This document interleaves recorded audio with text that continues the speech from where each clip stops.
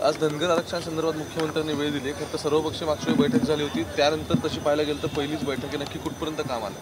महाराष्ट्रामध्ये वेगवेगळ्या ठिकाणी धनगर समाजाचे योद्धे उपोषणाला बसले होते आणि त्या सर्व उपोषणकर्ते, त्या समितीतले काही लोक यांची आज बैठक 4 वाजता माननीय मुख्यमंत्री, वनमंत्री, ओबीसी खात्याचे मंत्री अशा सर्वांच्या उपस्थितीमध्ये आज पार पडते.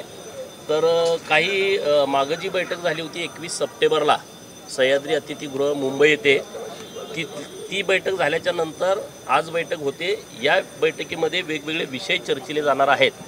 त्या बैठकीमध्ये काही सरकारनं आम्हाला शब्द दिले होते, त्याच्याबद्दलचा उहापोह आजच्या बैठकीत आज होणार आहे. आदिवासी संदर्भात ज्या सुविधासाठी काही निर्णय घेतले होते, मात्र त्यानंतर निवडणूक आल्या, त्यानंतर कुठलाही फंड आहे तो मिळाला नाही, त्या संदर्भात काही चर्चा होणार आहे का? नाही होणार ना, त्याचं तर आकडेवारी आज आम्ही सरकारकडे देणार आहोत. या हिवाळी अधिवेशनामध्ये पूर्ण बजेट सरकारच्या वतीनं उपलब्ध करून दिलं जाईल असा शब्द 21 सप्टेंबरच्या मीटिंगमध्ये दिला होता, पण तसं होताना दिसत नाही. माझ्याकडे जी यादी आली त्या यादीमध्ये 56 कोटीचा निधी दिलेला आहे. आता बाकीचे काय विषय त्यांनी आणखी मार्गी लावलेले आहेत तर त्या चर्चेमध्ये कळतील. शिष्यवृत्तीचा देखील प्रश्न आहे. नाही, अनेक विषय आहेत. शिष्यवृत्तीचा आहे, विद्यार्थ्यांच्या हॉस्टेलचा विषय आहे, नवीन हॉस्टेल बांधण्याचा विषय आहे, आदिवासी समाजाला जमातीला ज्या पद्धतीनं सुतगिरण्या दिलेल्या आहेत त्या सुतगिरण्या धनगर समाजाला देण्याचा विषय आहे, मेंढपाळांच्या बाबतीतला मोठा विषय आहे. असे अनेक विषय या सगळ्या चर्चेले जाणार आहेत. तर अगोदर ही मीटिंग होऊ द्या, बैठकीमध्ये सविस्तरपणे चर्चा होईल. समिती गठीत केलेली आहे, समिती बिहारला गेलेली आहे. नव्यानं छत्तीसगड राज्याचं या 3 राज्य अगोदर जी अभ्यासासाठी निवडली होती, तेलंगणा, मध्य प्रदेश आणि बिहार, तर त्यामध्ये ॲड छत्तीसगड करायचे असे अनेक विषय आहेत.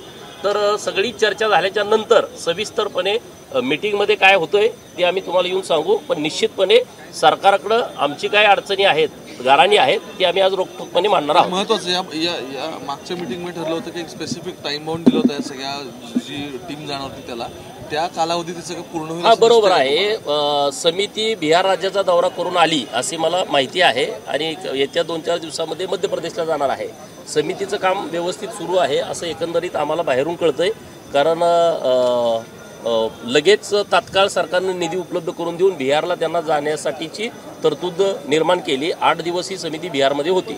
तर पुढं मध्य प्रदेश, तेलंगणा आणि छत्तीसगड म्हणजे 1 महिन्याच्या आतमध्ये सर्व राज्यामधून समिती जाऊन अभ्यास करून एक चांगला रिपोर्ट सरकारला देईल अशी आशा आम्हाला सगळ्या धनगर समाज बांधवाला आहे.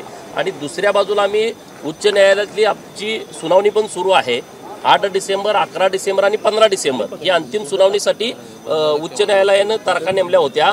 8 तारखेला पूर्ण दिवस 11:15 वाजल्यापासून 4:30 वाजेपर्यंत कामकाज चाललं, जेवणाची सुट्टी सोडून. आणि 11 तारखेला दुपारी 2:30 नंतर कामकाज संपेपर्यंत हे काम चाललं. 15 तारखेचं जी सुनावणी होती ती उच्च न्यायालयानं रद्द केली.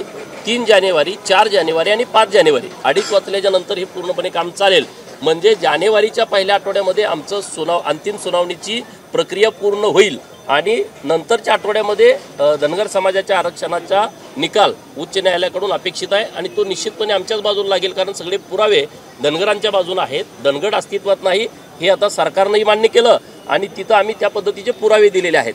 जी लोक तिथं कोर्टामध्ये विरोध करतायत त्यांच्याकडे असे कुठलेही पुरावे नाहीत. कोणाकोणाला आमंत्रित आहे, कोण कोण आमंत्रित आहे? नाही, सगळे आमदार आहेत, माजी आमदार आहेत, सगळे त्या जिथं उपोषणं सुरू होती तिथले उपोषणकर्ते आहेत, त्यांनी सुचवलेली काही नावं आहेत. अशी काही 5-50 लोक या बैठकीला आज महाराष्ट्राच्या कानाकोपऱ्यातून उपस्थित राहणार आहे. या बैठकीसाठी फक्त 15 मिनिटं दिलेत अशी एक चर्चा सध्या सुरू. अरे नाही, हे बघा, मीटिंगचं असतंय, आता विधान सभा चालू आहे, अधिवेशन सुरू आहे, वेळेची मर्यादा असते. परंतु 15 मिनिटांमध्ये सुद्धा अनेक विषय, आम्हाला आरक्षणाची अंमलबजावणी हाच महत्त्वाचा विषय आहे. 1 मिनिट पण पुरेसं होतंय.